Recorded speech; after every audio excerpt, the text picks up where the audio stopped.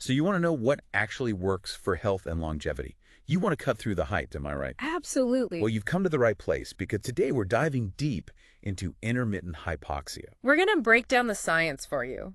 We're going to look at what the research actually says about the potential benefits, but more importantly, what you need to be cautious about before even thinking about trying it. Yeah, that makes sense. Okay. So let's get started.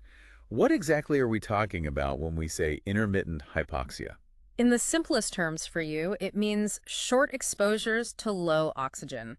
Think of it as giving your body brief periods where the oxygen levels are slightly reduced. So what happens inside your body when you do that? What's your body's response to that stress?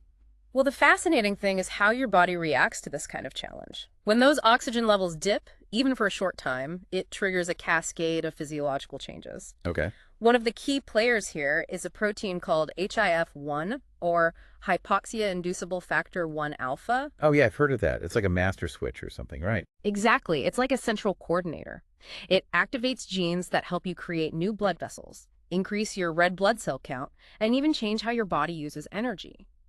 For example, some early research suggests that HIF1 might help your body become more efficient at using fat for fuel. So it's like a little wake-up call for your system saying, hey, we need to become more resilient. Yeah, exactly. And at the same time, your kidneys start producing more erythropoietin, or EPO.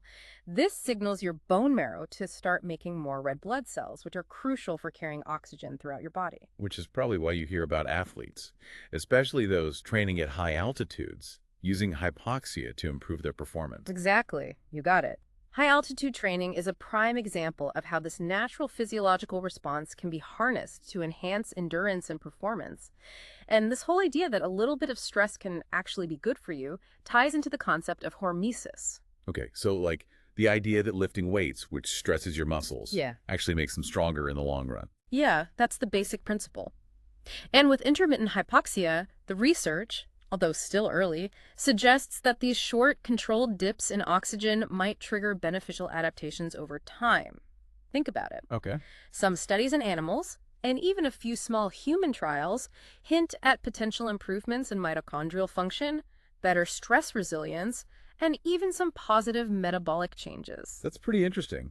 But, we always say it's important to be cautious and look at things with a balanced perspective. Of course, you are absolutely right.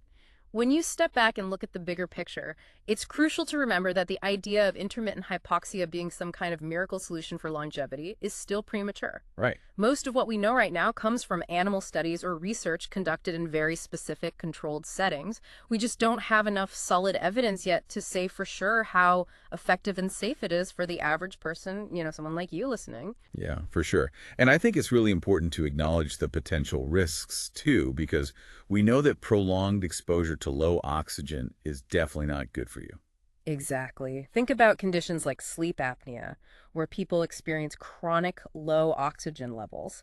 That's linked to a whole host of serious health problems, heart disease, cognitive decline, you name it. Yeah, I see what you're saying. So even these short bursts of hypoxia, if not done properly, could potentially have some negative effects. Potentially, yes. Unregulated hypoxia, even for brief periods, might lead to things like a sudden spike in your blood pressure, dizziness, or even increased oxidative stress in your body. So it's a little concerning when you see all these hypoxia masks and devices being marketed to the general public. I agree with you there. We don't have enough research to back up their effectiveness for most people, or even if they're entirely safe for everyone to use.